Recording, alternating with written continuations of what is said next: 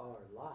What's up, everybody? Welcome to another episode of StoryHive On Location Vancouver with Beats, Eats, and more!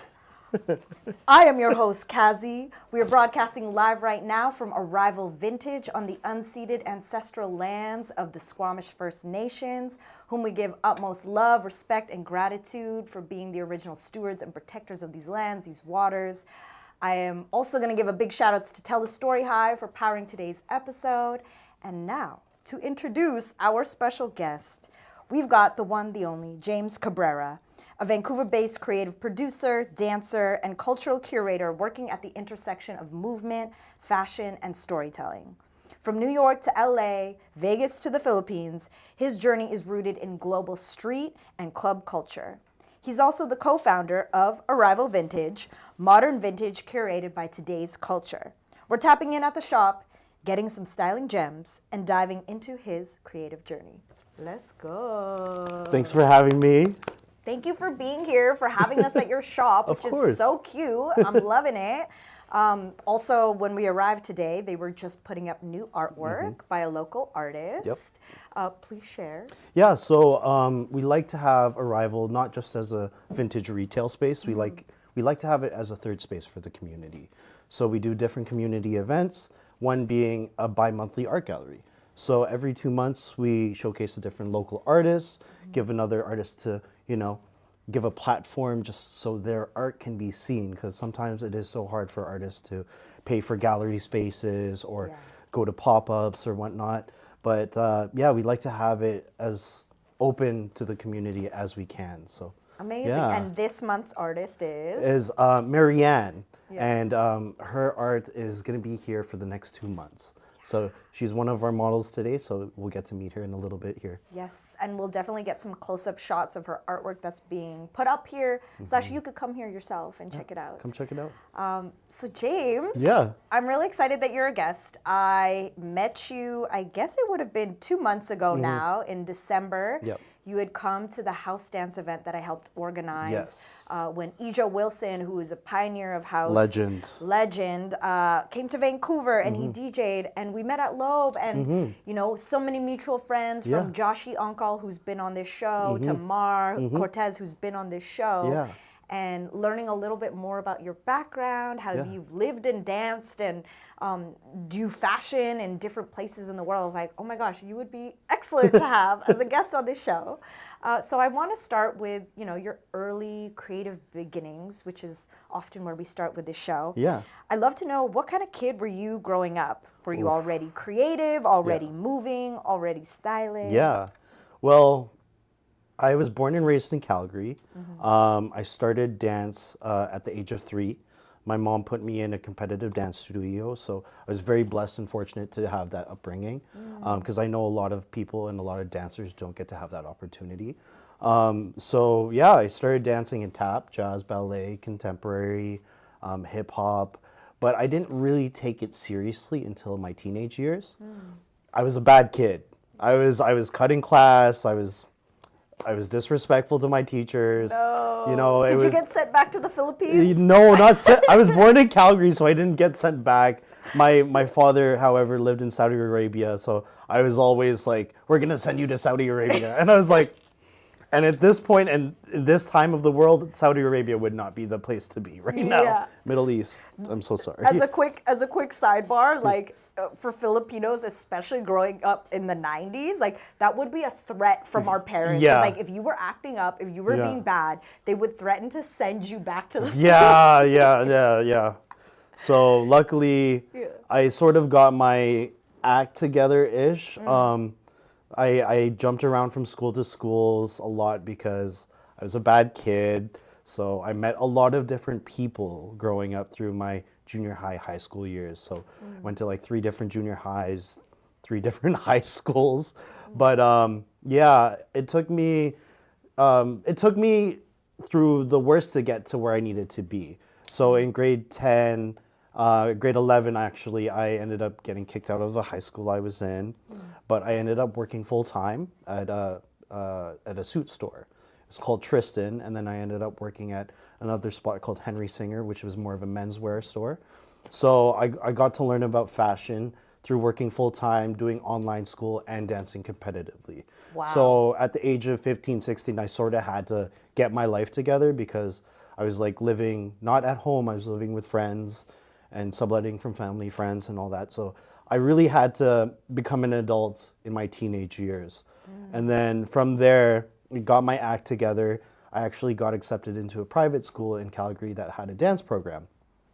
It was called The Edge, and they were known for the sports aspect of the school, but they had just had a dance program that was opening up. So I got accepted. I got on a scholarship there. Wow. I ended up finishing my senior year of high school there, grade 12. And then from there, I got accepted. The Joffrey Ballet School came to The Edge, and they were doing auditions, and I ended up getting a full scholarship to their summer programs. Wow. So I went to Miami and New York for their summer programs, and then they offered me a spot for their year-long training program there. So that was the reason why I moved to New York. So I moved there when I was 17. Whoa, that's Yeah. young. Yeah, yeah. How did those early experiences dancing in all these international places shape you? Well, first, it really pushed me out of my, comfort zone. Obviously, like going into new space, not having friends. I was always a very social person, but I always let dance sort of keep me grounded. Even though, like when I was in high school, I was going through my, rebellious phase. I really had dance to fall back on in terms of like keeping my emotional mindset intact. I had a place where I can like let go, vent out my frustrations, and just really like feel myself through my movement. So because of that, going to the Joffrey it introduced me to a whole different world of dance, because the concert side of dance you don't really see here in Canada. What do you mean by that? So it's more like I would say like the concert world style of dance is going to be a lot more, it's like school based in a sense, where it's very focused on the styles of modern, contemporary, ballet. So it's like a conservatory setting. Got it. Yeah, so it's very conservatory vibes. So you're learning about dance history of all these different styles that have been, a long time. But I was always into hip hop. So having that conservatory time gave me a different aspect to my artistry as well. But being in New York, being in the birthplace of hip hop, really I was itching to feel more of that. So after my first year at Joffrey, I ended up switching schools, going to the Broadway Dance Center and Perry Dance Capizio Center, where I was being able to be exposed to more of these street dance legends and Like Ejo. Like Sibo, like Kim Holmes, Dance Fusion Crew. Yeah, it was amazing. It was really good taking their classes, really getting to know these different styles and feeling the root of all hip hop. So for me, house dance really resonated with me, just because house is a huge umbrella where you can just have the amalgamation of different styles. Right. And coming from a place like Calgary, house music was very popular too. So it really touched me being in New York. And then I ended up moving to Vegas for a little bit. At the time while I was in New York, I was also being a club promoter, just because it's hard to sustain yourself as a dancer. So ended up club promoting on the side because it worked with my visa. So I ended up making different connections in the nightlife scene and was able to bring a lot of my dance connections to the club scene, because at the time, we all know street dance grew and started out in the club scene. I feel like at the time it was 2010, 2011, it was just a different type of music that was popularized. The different era of hip hop, you were getting Tyga, Chris Brown, and that era of hip hop, which is interesting. But it was cool because a lot of the people that I ended up bringing to the clubs we were just so uniquely dancers, because at the time it was all bottles and models type vibe. Oh my gosh, you're taking me Yeah. back to that with So- the sparklers, Sparklers, the Hennessy. you know, that was an era. That song, the club going up on a Tuesday. Yeah. You know, you get what else? The Mannequin Challenge, Ray Stremmerd. It was a different era of hip hop, different Yeah. era of music. So it was cool that we got to bring out like more of the movement vibes out to these New York nightlife scenes. I So. want to zoom in on your chapter of New York. Yeah. because Now you've got me daydreaming Yeah, about it. yeah. I'm curious about that first moment of like stepping into a party or a club where like, because you came from a Yeah. classically trained background Yeah, where yeah. street dance really Yeah. spoke to Do you. you want to know the place? Yeah, tell me the story. Funkbox Paint me the picture. NYC. Hey. Funkbox NYC. I was like probably 18, 19 at the time. I had a fake ID. And Because clubs are 21 yeah, clubs up. are 21 over there. Yeah. And I remember going to Funkbox and just seeing all these different street dancers. And at the time, it was DJ Voodoo Ray, rest in peace. Yes. We had so much, like, I don't know. We would go to Funkbox around like midnight, and we wouldn't leave until like 4 or 5 a.m. because it would go that late. And you would just get all these different dancers. You get like Jeff Selby and his brother doing, you know, New Style Hustle, and his brother does like a lot of house. Yeah, which they're still at the Yeah, club in still their doing 50s. their thing. You get Ijo. I think Ijo was living in Japan at the time, so I didn't get to see him as much. But Sibo, same thing. Seiku. Yes. I would always take Seiku's class every Wednesday, but I remember always seeing Seiku at Funkbox. Kim Holmes, like all of the dance fusion. Brian Green. I'm so sorry. I can't leave out Brian Green. Yeah. But yeah, no, it was an epic time. A lot of the Broadway Dance Center boys were out there, like Noel, Fifi, like the guys that now dance for like a lot of artists. There was Like a music artists? music, Touring with yeah, music artists? touring with music artists. Valentine, yeah, my boys Pierce, Kai, all these guys. We all actually immigrated from New York to LA around the same time. Okay. And that was like around like, I would say 2012, 2013. And then there was just like, you got the New York LA connection out in LA. So, but yeah, New York, Funkbox, that was like the first place that I was really exposed to like street dance culture. And How about the clubs that you promoted, the parties that you promoted? Okay. What was that? well, they were, I would say like, they were more geared towards that era of music. So at Okay. the time, it was like either that era of hip hop, which was like I said, Chris Brown, Right. Bryson Tiller, Trey So more of like a Songz, mainstream like more of a club. mainstream club. Yeah. But a lot of the dancers that I bring were actually dancing for these guys already. So it was cool. It was Yeah. really nice to see, because like, yeah, a lot of us already had that connection with some of the artists and everything too. So then at the time it was also EDM heavy. So Right. you would get a lot of like early David Guetta mixing with, remember that David Guetta Usher yeah, collab. collab. It was like it was a different era. Avicii, Alesso, Swedish House Mafia. Oh It my was- gosh, throwback. It was a different time. So it was like, that was the era that I was there doing the club scene. And it was fun. It was very fun. What do you think that, street dance, club dance Mm-hmm. opened up in you that all this other training and other dance styles Mm-hmm. like just didn't? Well, I would say I wouldn't say it didn't, but it opened up my like peripherals. It opened up my like idea of movement in general, where all movement is related to one another. You can take certain techniques from like, hip hop to house to like ballet, contemporary, and just like utilize the same sort of mentality and some of the same teachings, but approach it from a different like way. For example, like in my modern training, in Graham, there's all about high releases and contractions, and you can utilize that in a lot of different aspects of street dance as well.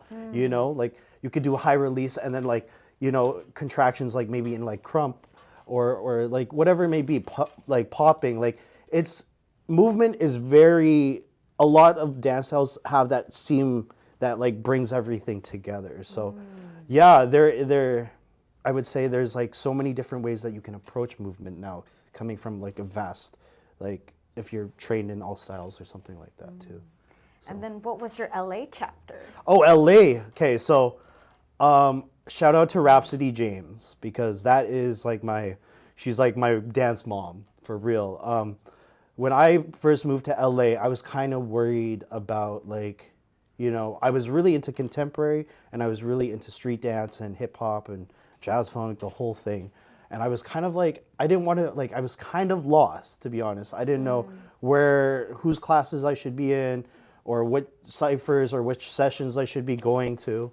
But Rap actually held it down a lot. She was doing, she has a contemporary dance fusion company called Rhapsody on Dance. Okay. And it's a fusion of contemporary dance and hip hop and street styles. So for me, that was sort of something that I like gravitated towards because of having so much like contemporary dance training. So she was holding auditions at the Edge in LA, and The Edge is a studio? The Edge is a dance studio in LA. Yeah. And yeah, I went in for the audition. I ended up going through all the way and was accepted into her company. Wow. And yeah, no, it was really good because it was just a great balance of, you know, contemporary and street dance, but also her main focus was us being artists, making choices, making us stay as individuals. So her creative process was really sweet because there would be like choreography, but there would also be so much room for freestyle and improv. And you don't get to see that in a contemporary dance company.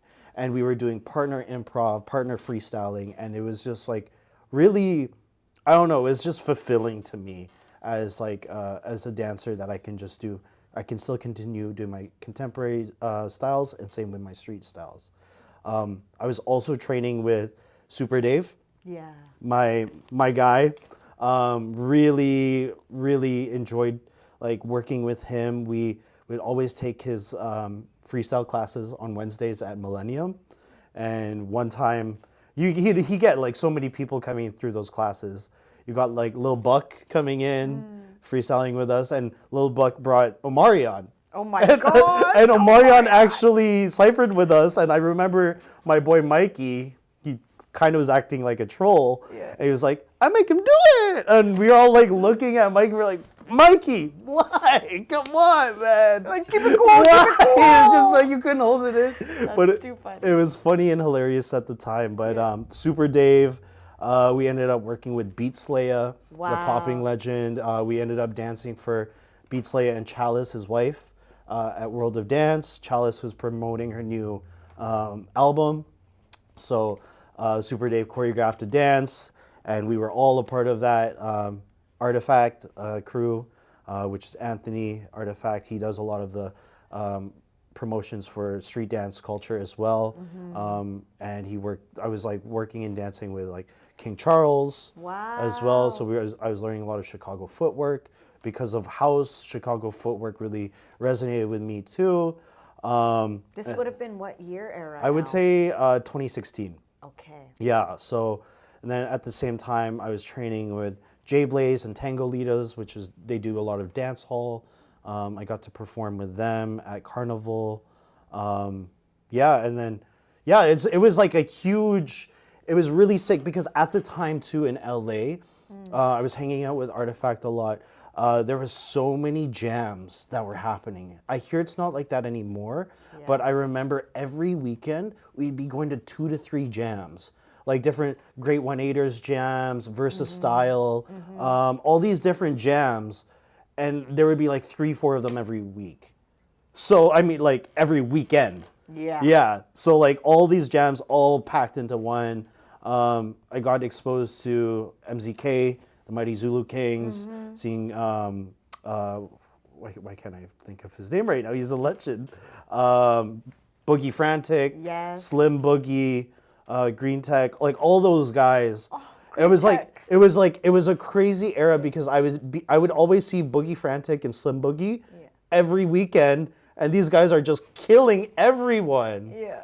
and I was just like, wow. In the dance. Killing everyone in the dance. We're not actually killing people. It's not like that. But yeah, no, I was just exposed to so many like OGs, legends, and like living legends in their own right, and it was just beautiful to see because like, yeah, I was in my like mid 20s, early 20s or something like that. So. And now, so then what, between then and now, like, how did you end up here? Oh, okay. We're on the trajectory. I just want to hear all of it we went now. to New York, Vegas, LA. Yes. Vegas was more about like the club promoting thing. Yeah. Got to do like see different acts and see different artists, which was cool. Longer stay than anticipated, but I think with Vegas, sometimes it's just like it's best to leave. It's just best to leave. I had family there, and it was just like a chapter. A chapter. LA was a very, very eye-opening in terms of street dance, commercial scene.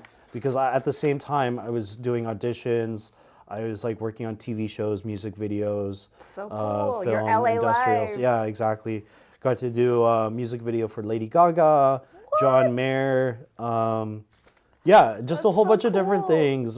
I got to work with Lawrence Fishburne, Morpheus. Yeah. For Black History Month project as well. Yeah, like a bunch of different movies and everything too. So LA, and then I ended up going to Calgary and meeting my friend Miguel. And he convinced me, because he just moved from the Philippines, he convinced me to move out to the Philippines for a little bit. Okay. So I went to Calgary, and then I met my friend Miguel, and Miguel introduced me to this rap group named Bawal Clan. And Bawal Clan is like a group of rappers. There's like 7 rappers, 3 DJs, 2 producers. What's the name of homeboy who's a vegan? Akio? Yes. Yeah. Isn't he in that crew? Yeah, he was. Yeah, Okay. yeah. They're no longer together anymore, but it was a different era. So we went to, I ended up getting convinced to move to the Philippines. Which was what year now? I would say around 2018. I wonder if we met during this time. Maybe. Or been in the same room, because I was going back to Manila 2018, 2019. Probably Yeah, then. and I was friends with Butta B. Oh yeah, Bea. Bea. You know Bea. Yeah, because Bea and Akio used to date. Yeah. Yeah. So basically, I met Young Bawal in LA. Young Bawal's the main producer for Bawal Clan, and he went to LA recording school. So I met him through my friend Miguel. Miguel told me he was out there, so I met Neil. His name is Neil, in LA, Young Bawal, and he took me to one of his gigs, and it was actually cool because I actually got to meet Chronica from Soulection. Oh my God. So yeah, because he was always like homies with her in the Philippines, and Soulection at the time was just starting to blow up. Yeah. And we were listening to Soulection on our way here. Yeah. So shout out Joe K. Yeah. And who's coming here? Not Andre Power. Sango. Sango's coming here. In June, I think. Yeah. So sorry, sidetracked. Yeah. But met Neil. Got to meet like some people from Soulection. Went back to Calgary, and then was convinced to move to the Philippines. Booked a one-way flight. I didn't know how long I was going to be there for. In like I would say January, February 2018, and I ended up going there, working with Bawal Clan, producing, like I assisted directed 2 music videos for them. Wow. I hosted a music festival in Subic with them. It was actually on Filipino Independence Day. It's called Freedom Fest in Subic. That's cool. It's so cool. random. Yeah. But I hosted that, and I ended up just being a part of the Bawal Clan. And I ended up getting a call from Jazz at Lincoln Center in New York. And they were like, hey, we're doing a show based on America's relationship to racism. I was like, damn. And I don't know, are you familiar with Jazz at Lincoln Center? No, what's that? So it's Jazz at Lincoln Center is like another conservatory type setting, but it's it's the artistic director is Wynton Marsalis, Okay. and he is a trumpet jazz legend. Wow. So I think the man has like 10 Grammys or something like that. So he's very influential about all the shows that he does, and he's very intentional. So I was called up to do a performance with him. My boy Jared Grimes, amazing tap dancer. He if you search up Jared Grimes tap dancing, this guy is just a machine, and he's like another living legend in his own right. And he ended up calling me and asked me if I wanted to be a part of the show. And I said yes, because Jazz at Lincoln Center is very prestigious. Yeah, it's an honor to be invited. Yeah, honor to be invited. So, and the preface of the show was very like meaningful to me as like, you know, as a BIPOC colored person, you know, representing. There was three guys, one black guy, me myself as the Asian guy, and one white guy, and we were just to show the different, you know, relationships to racism. And we had the guy from The Wire. Oh, why can't I remember his name right now? Which one? He was one of the detectives in The Wire. The black. Oh, this is gonna bother me. I'll have to fact check. Yeah. We'll have to fact check this later. But he was the host of the show, and his title was his name was Mr. Game, and Mr. Game would be talking about systemic issues, would be talking about inequality, and then we would have to perform in these different time signatures, in like jazz time signatures. Whoa. So we have like 3/5 rhythm. You know, it was just like the craziest rhythms, but because of Jared Grimes being such a great, you know, rhythmic tap dancer, he was able to break it down for us, and we got to perform a week at Jazz at Lincoln Center. Wow. And then I think a year later we were called up again to do it in Chautauqua. And Chautauqua is upstate New York, and it's like more of like a music conservatory like compound. So a lot of different musicians go to Chautauqua, give lectures, talk about theory, talk about music and everything.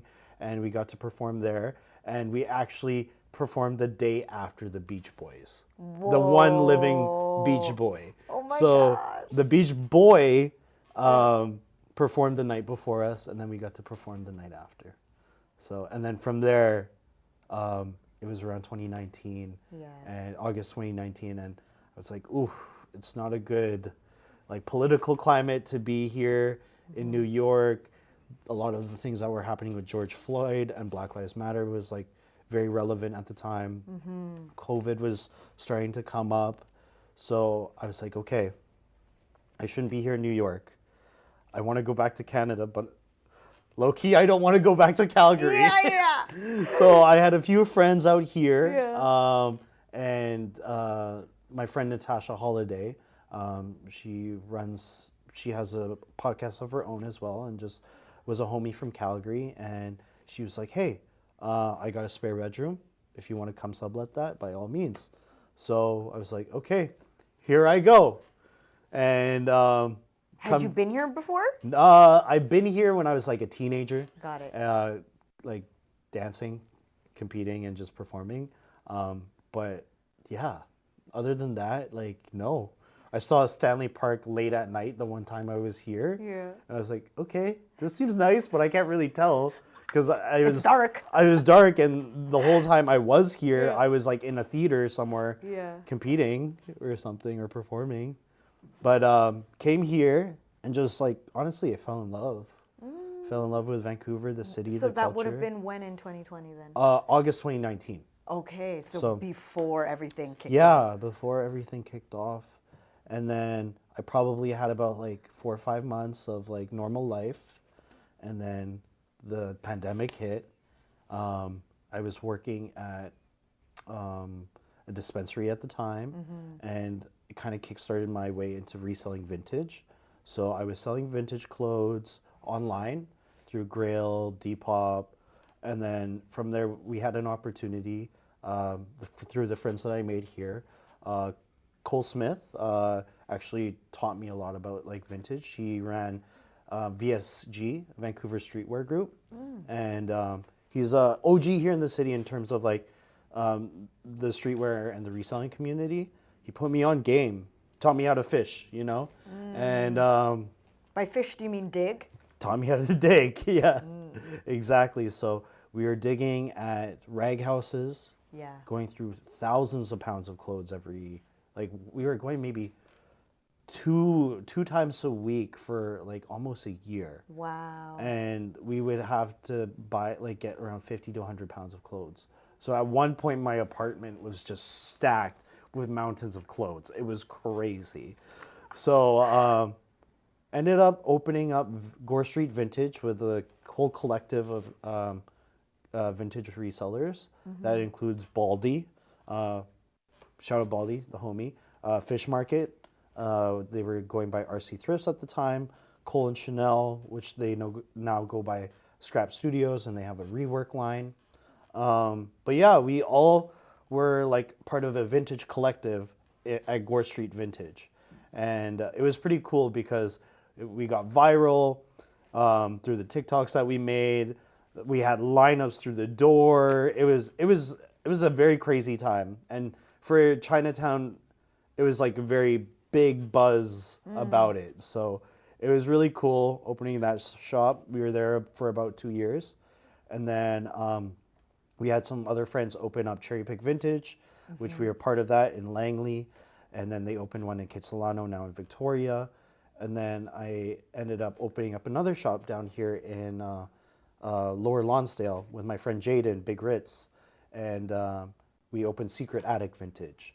It's right above Legree down in Lower Lonsdale. But we were like, oh, what should we call it? It's kind of like a speakeasy vibe. Like, you don't really know that it's there. I was like, we'll call it Secret Attic Vintage because you have to walk up the stairs.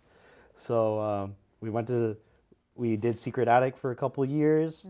We were doing a lot of like the different pop-ups and the vintage markets.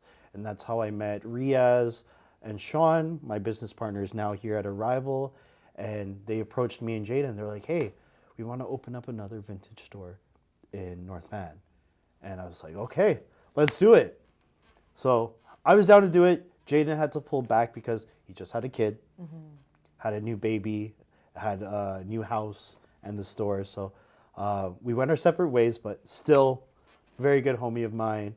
Love him and support him through it all. And then, yeah, that's Arrival. So, yeah. And now we've arrived. Oh my gosh, So- dude, let's just take a pause Yeah. for like your amazing journey. It's a lot. What's so cool is that like when I met you that night at Yeah. that party, I would have never guessed this is what you went through. Oh, goodness. To finally make it to that point. But also I'm like, if you've been here since 2019, how come we never met? Yeah. Were you, I guess my question is like when you then arrived here in Vancouver and really dove deep into your vintage and Yeah. thrifting era, did your relationship to dance then change? It sort of did, just because like there wasn't much that was happening because of COVID and everything, and the business actually took more priority in my life. For sure. I was still dancing a little bit, not as much, but shout out to Josh on call, Joshy, that's my boy. We just actually finished, you were there. Yes. We just finished teaching 8-week intensive to the kids at John Oliver.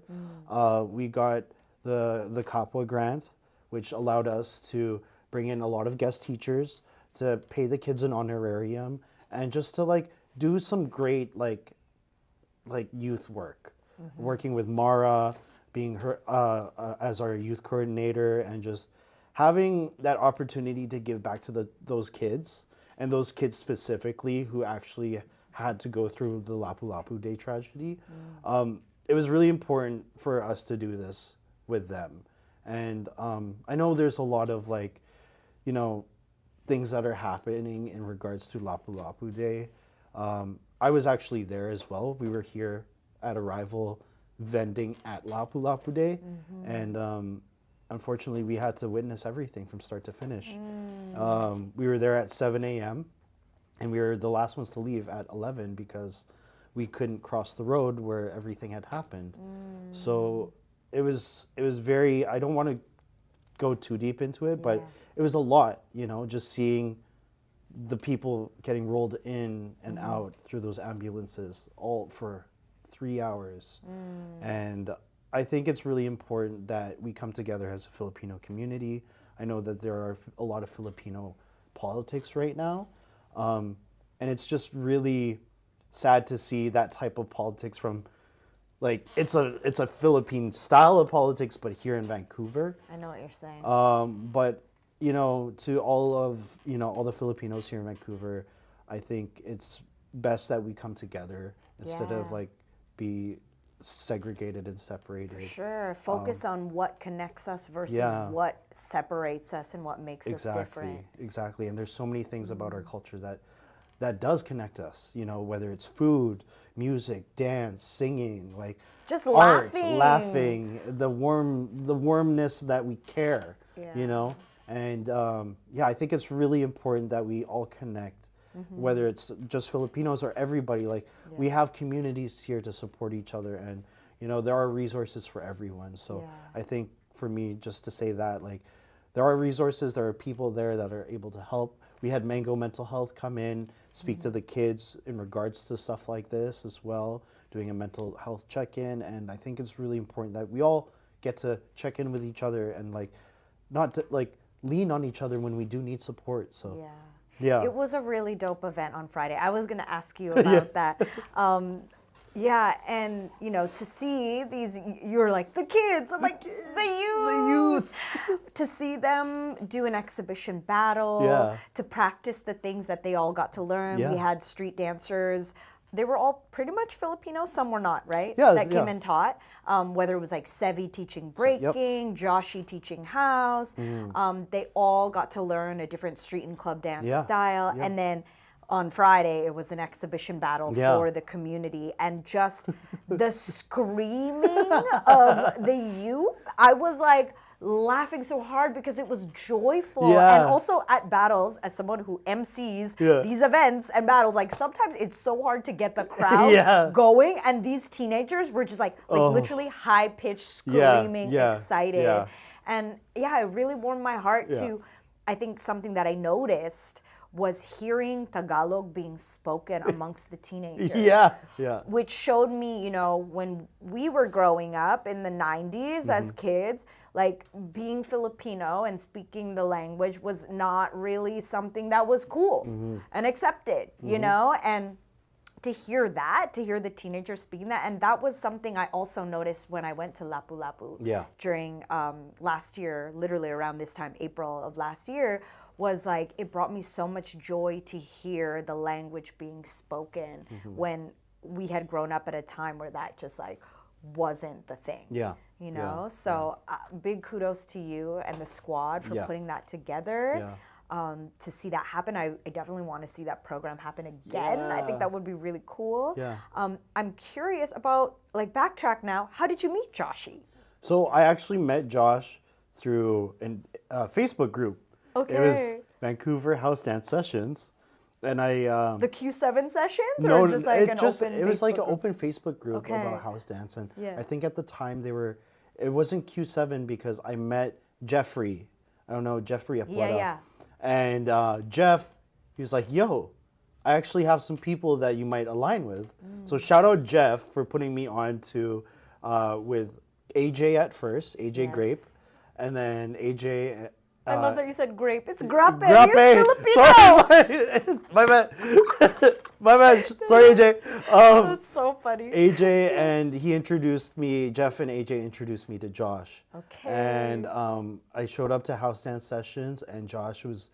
We automatically clicked. I think right away after we hung out, and we were just like sitting in his apartment talking about dance, talking about house dance, talking about street culture.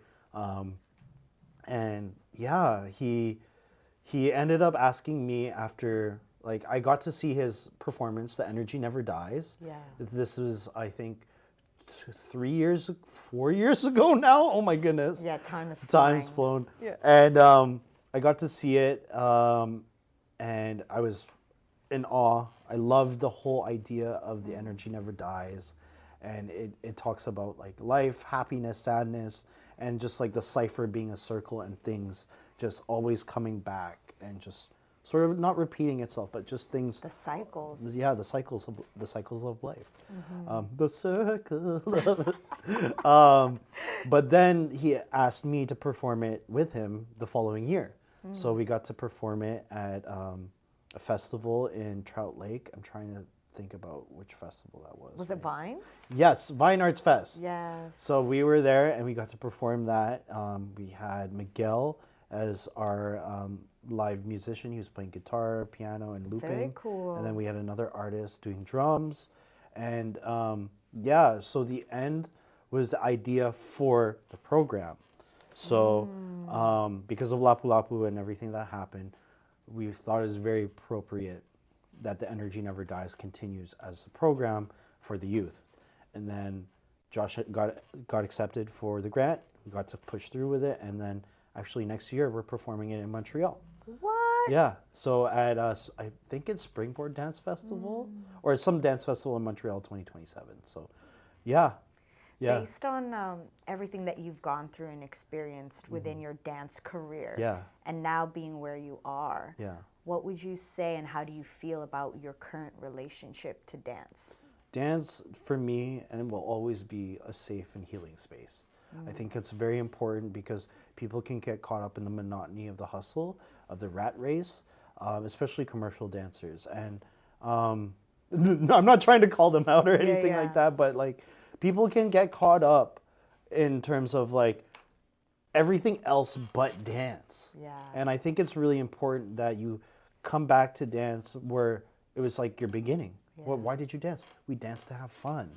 We danced just to self-express. We danced to let our expression and our feelings out, you know? So I think it's very important that, you know, we come back to square one. Yes. I mean, part of that also is capitalism. Yeah, the fact very that we much have so. to exist in an expensive city and survive. Like, we just had this conversation with amazing poet Brandon Wint a couple of days ago where, you know, that relationship to being an artist and having the purity of your expression, but at the same time, feeling the compromise because there are things we have to do to hustle and make it and feed ourselves and live and enjoy our lives, right?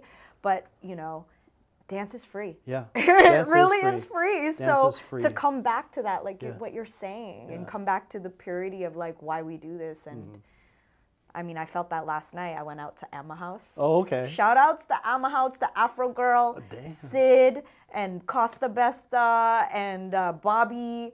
Like, have you been to this party? No, I haven't. Oh my gosh! So it's rooted in Afro House. Yeah. I'm a piano, Yeah. and but like it also takes it to different, you know, corners of musically speaking. it. I They had a love it. live saxophone player last night, and just I was already coming into the space feeling a bit like, oh, it's been such a tough week, Yeah. and then the moment I heard the It's music, refreshing.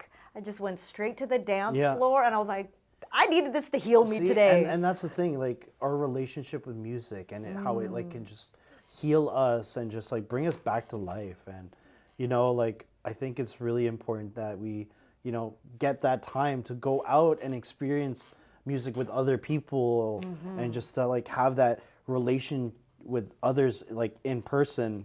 You know, I think that's so important nowadays too because everything can be done so virtually.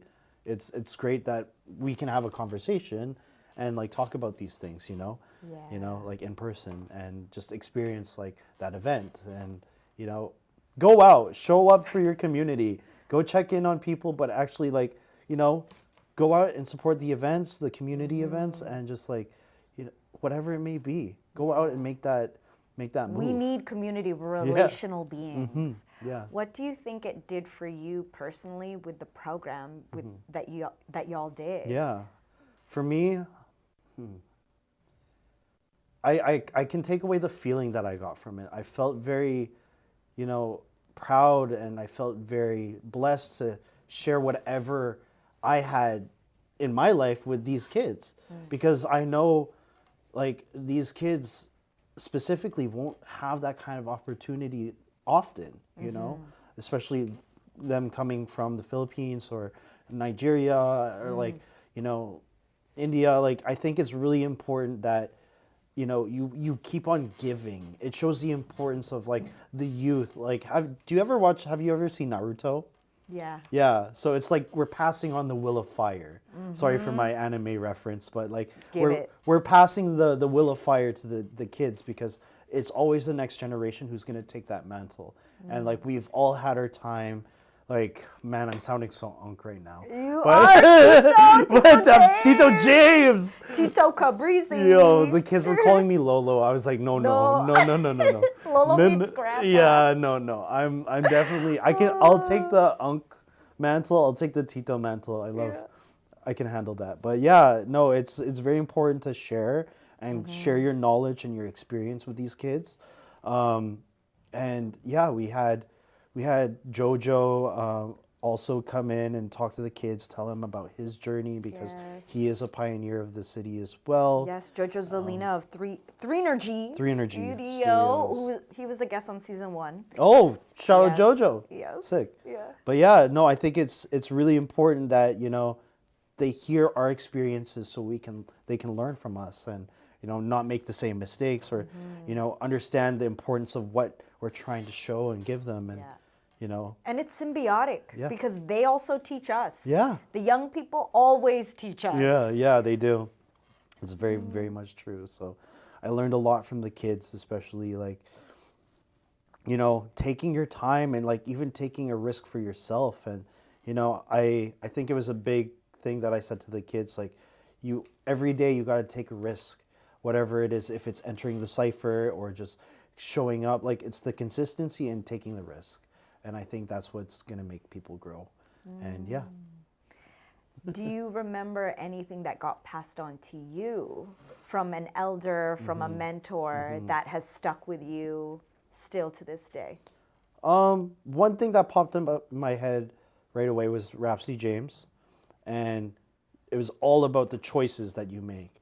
And you got to make a choice as an artist, you know. So instead of just like following whatever may be trending or whatever, you got to make that choice to do whichever path you want to go, if it's a movement or if it's a specific direction in like your freestyle, or your choice as like saying no to opportunity and saying yes to others. Be strong in your choices, be strong with your intention. So I think intention and choice is like the biggest thing that was passed down to me so far. Yeah. And what is your intention for 2026? What in the year of the fire horse? What are you moving with? You know. I think I'm moving with the intention of like continuing to build within myself and the community. I was telling this to Mara a few months ago. We were talking about like, you know, life and depression and like things that we're having with Lapu Lapu, and I said this to her. I was like, we all lead as individuals, but we move together as a community. So lead and set like a tone for the community to follow, but we're not just following it like one person, we're following each other. So because there's so many different leaders in a community, right? And I think it's really important that we set ourselves and like lead ourselves wherever direction that we're going, but we all move together. So do you know about Ram Dass, who's a spiritual teacher who existed for a long time? He's already ascended and passed on, but Ram Dass says in his teachings, like, we're all just walking each other home. Yes. Just so heartwarming. Yeah. Aw, speaking of Mara, who has been a guest on the show, we love her, incredible artist. I would love to talk now. This is kind of like our shopping channel moment. Yeah.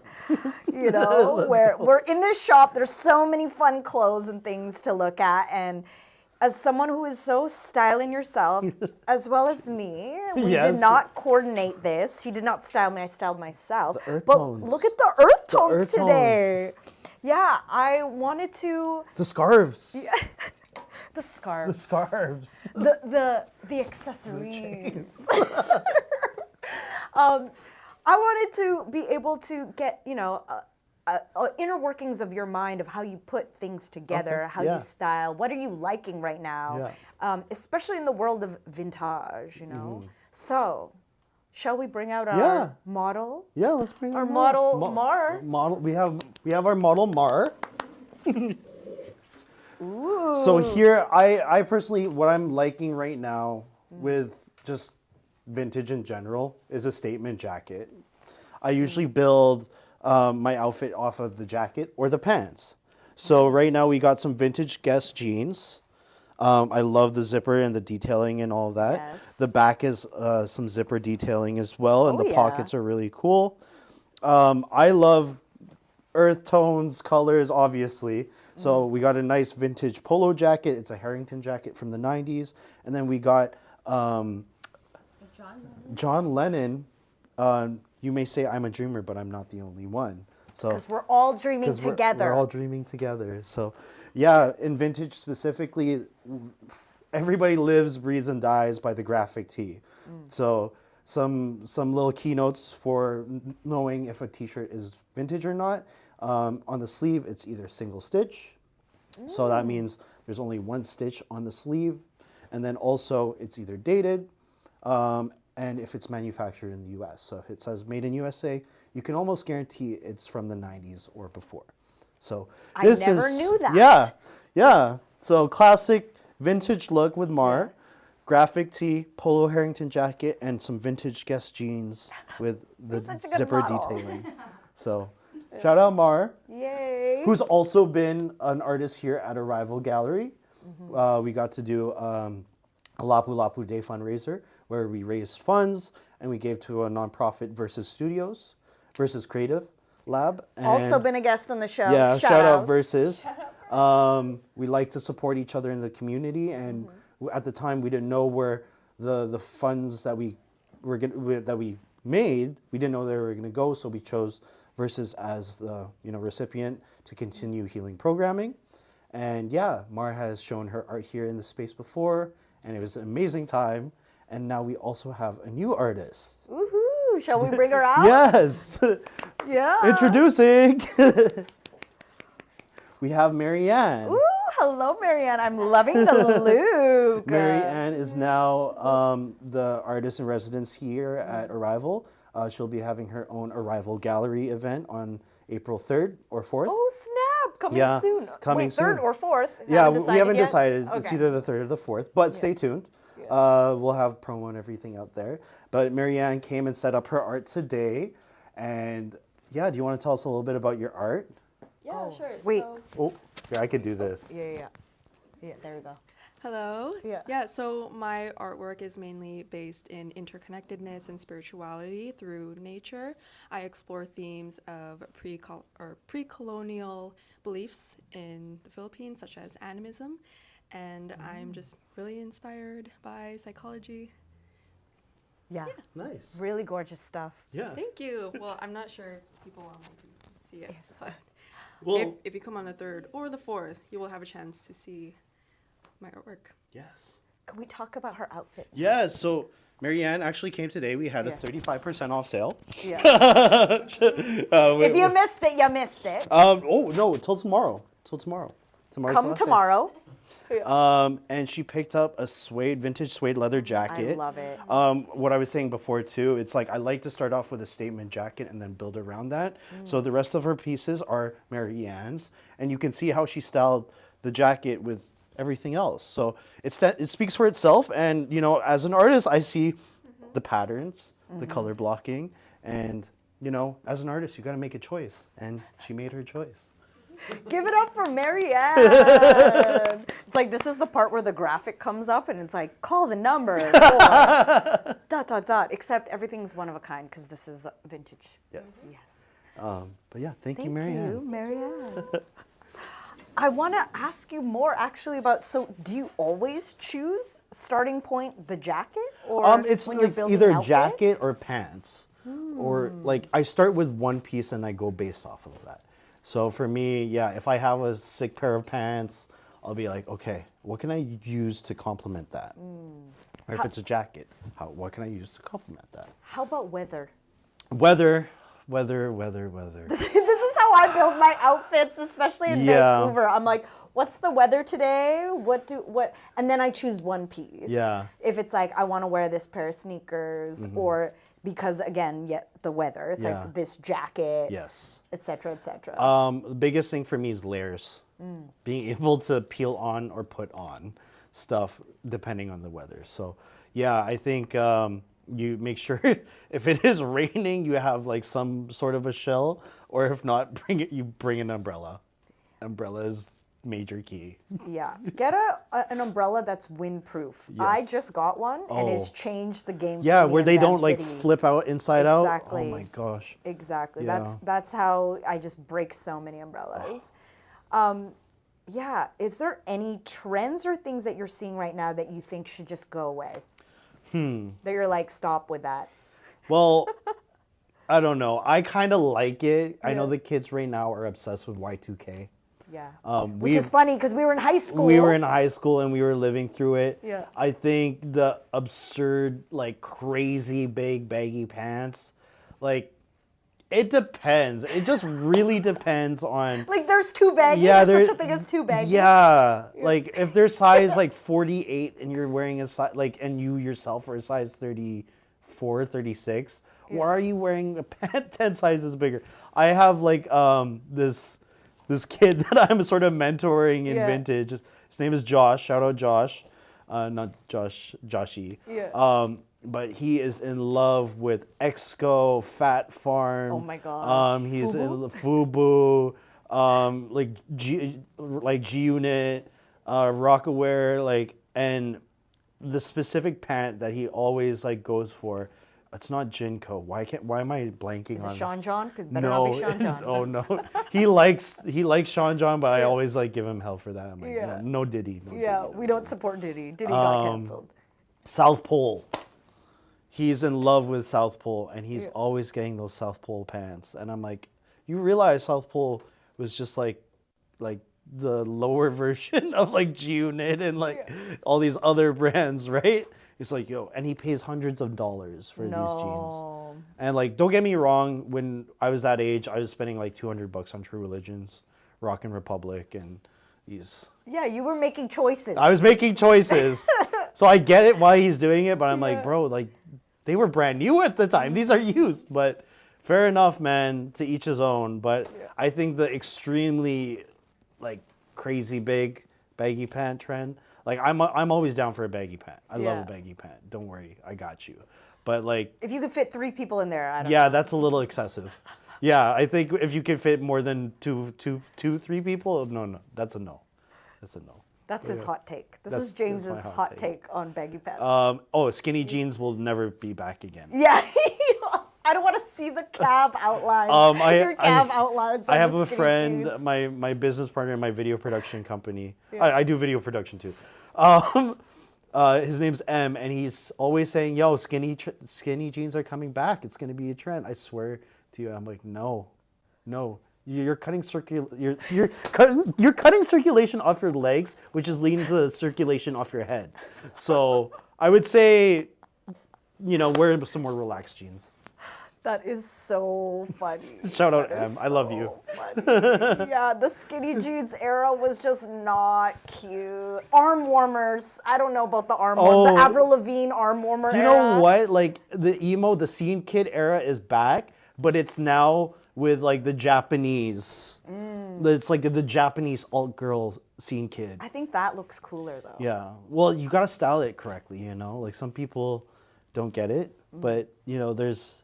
Go look on Etsy, not Etsy, Pinterest. Do Check you out the have any Pinterest board. current style icons for yourself that is like a source of inspiration? I would say, like before, it was definitely like ASAP Rocky, Rocky, ASAP Just gave Rocky, him a new name, ASAP Rocky. ASAP Rocky, Yeah. and then before that was Kanye West and like Yeah. Virgil.